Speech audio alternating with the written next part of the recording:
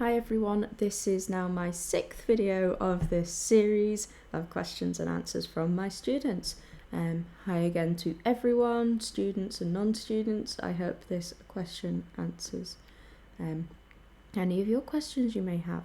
So this question is, what objective evidence do you feel supports the belief that a city has many opportunities for playing music in different ways?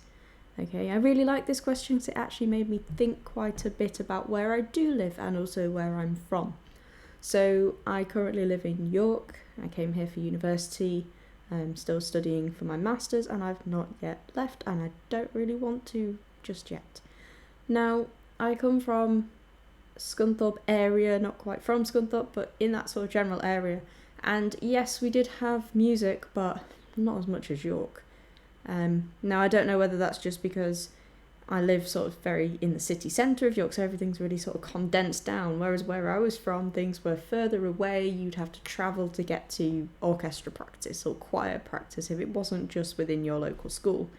I was lucky. I came from a school that absolutely loved music and had some amazing teachers, so music was very possible for me, but it would have been different if I was at a different school, let's say. So you'll have to excuse me on this one, so I've had to write a massive list, so I'll keep looking away to read from it. So in York, I have found that there are different community bands. I'll shout a few out, or one out that I've definitely been a part of, and that's Bargestra. Bargestra ran by the Arts Barge, and it's basically like a wind sort of community band, a wind band, but it's also aimed at, all ages, and it's quite affordable to go to. It's not free. It's free if you're a student from the university, but it's not free for everyone, but it is affordable and it's amazing. They do quite a lot of community events. So yeah, I really like it, and they do really fun music as well, so it gets people going back and back. There's generations that play in that band, so it's amazing. Also, if a city has quite a bit of funding, if the council gives them funding for these music events, then I believe that it has many opportunities. They can use that funding wisely. Aside from, with that, there are music groups that sort of go right through from start of life through to, I hate to say it, but death. There is baby groups, little baby toddler groups that happen, which is amazing. Then you get like your children groups, slightly older, community choirs for older people and other music things. And then you get right up to things of music that happens in the care homes, Sometimes people go into care homes and play music at Christmas. I've done that before, a couple of times in different areas actually. And it's just a really nice way actually for me to celebrate Christmas. I feel quite happy for doing that. I feel like I've cheered some people up, and that's great.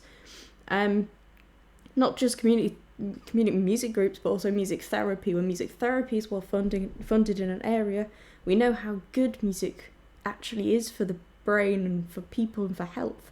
And again, there's loads of research out there. In fact, I did lots of my university work based on music therapy. So to this student who's asked this question, if you do want any of those articles, just ask and I can find some for you.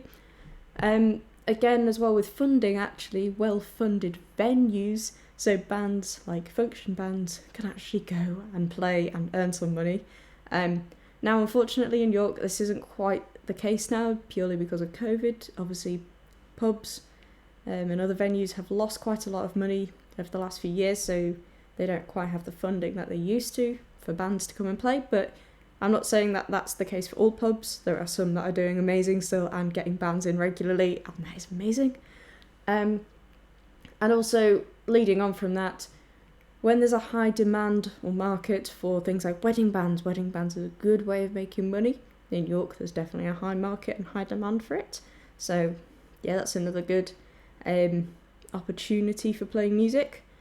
Again, going back to all these community groups that happen, they're very sort of inclusive and diverse, and that is also amazing. So, like I said with Bargestra, they are very sort of, inclusive of age groups and abilities. We've got It was right down to a small little sort of 8-year-old who was just beginning in trumpet, right up until all of these sort of heavy grade 8 and beyond wind players. So really good range of people, and you all learn to mentor each other, and that's another amazing thing.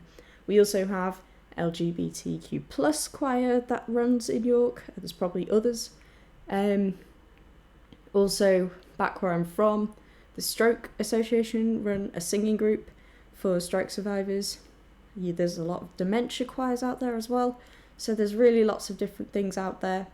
People with mental health, the problems there are and issues, there are groups out there for them.